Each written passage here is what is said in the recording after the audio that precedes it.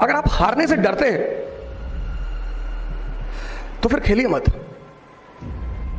98% people in this world, they don't want to take risk, but they want to rise. अगर आप हिमालय पर चढ़ना चाहते हैं, माउंट एवरेस्ट पे, तो there is always a risk of avalanches. और बड़े गेम का फायदा यह है कि लॉस जैसी कोई चीज ही नहीं होती। हम हारने से नहीं डरते, हम डरते हैं कि पड़ोसी क्या कहेगा कि बड़े ताव से गए थे आईएएस बनने के लिए, क्या हुआ।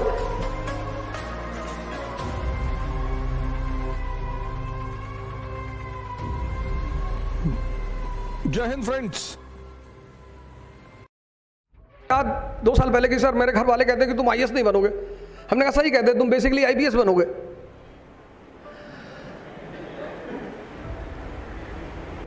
सी द सेकंड पार्ट, हम रिस्क नहीं लेना चाहते।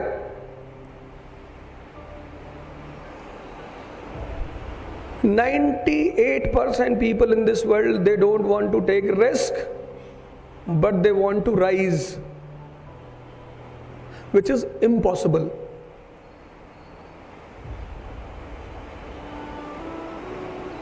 अगर आप हिमालय पर चढ़ना चाहते हैं, माउंट एवरेस्ट पे, तो there is always a risk of avalanches, बर्फीले तूफान।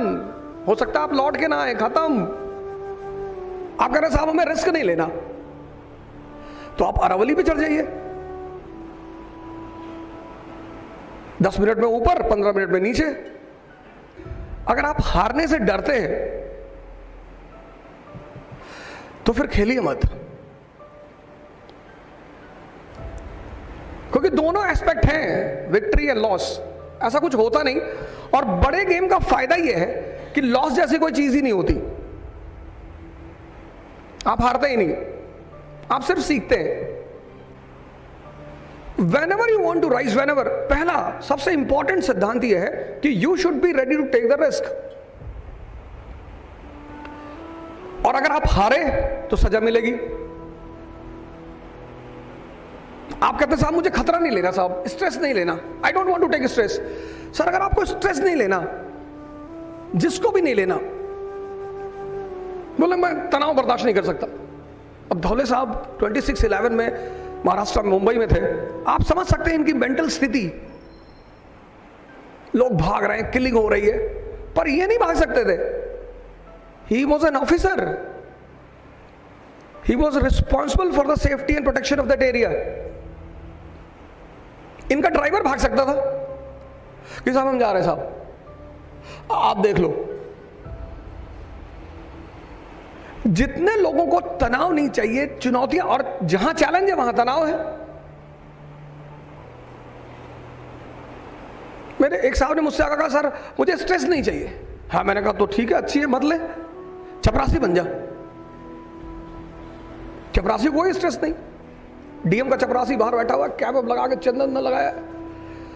Anyone who comes to meet DM will entertain him. जो भी मिलने के हिसाब से आएगा 500 रुपए दे देगा कि देखो साहब क्या कर रहे हैं।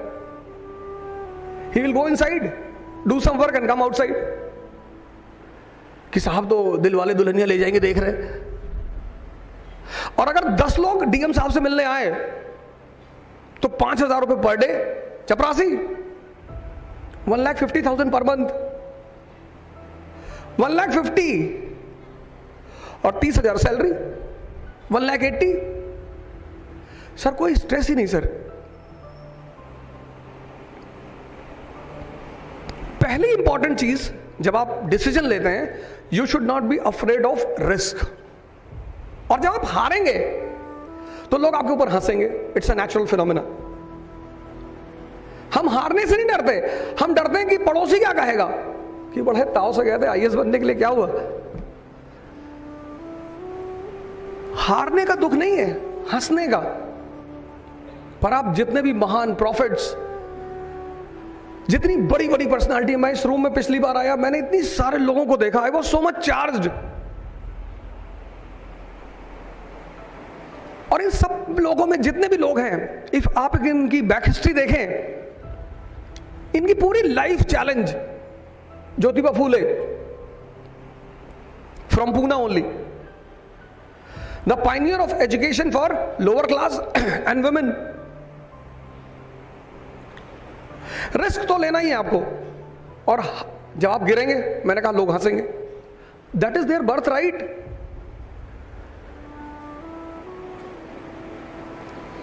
और जब आप जीतेंगे, वही जो लोग हंस रहे थे वो माला लेके पहुंच जाएंगे रोते हुए। आपने कहा कि रो रहे हो? बोले हाँ, खुशी के आंसू। आंसू अभी खुशी के?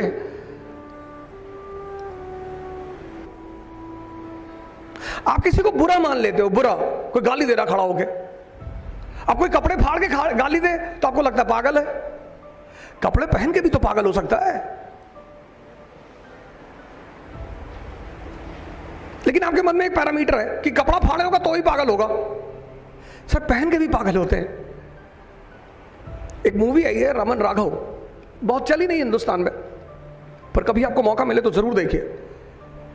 उसमें दो कैरेक्टर, एक रमन, वो भिखारी है but he is a psychopath, he enjoys killing, और दूसरा कैरेक्टर है ACP, he is also psychopath. ऐसा नहीं कि जो आदमी गरीब है वो परेशान है, अमीर भी परेशान है। कुरान कह रही दैर में तू, हरम में तू, अर्श पे तू, जमी पे तू, जिसकी पहुंच जहां तलक उसके लिए वहीं पे तू। This is the definition of God given by Quran Sharif. There, मस्जिद, मंदिर, anything. There में तू, हरम में तू, अर्श पे तू, अर्श मतलब आसमान, जमी पर तू, जिसकी पहुंच जहां तलक। ऐसा नहीं कोई तुम तक पहुंचता नहीं, सब पहुंचते हैं, जिसकी पहुंच जहां तलक। दुनिया में 4 किताबें हैं, 4 में से एक भी किसी को समझ में आ गई ना, उसकी जिंदगी बदल गई। उसके अलावा कोई किताब ही नहीं, बाकी सारी इंफॉर्मेटिव किताबें हैं। 40 भी हो सकती हैं, पर मुझे 4 ही पता है,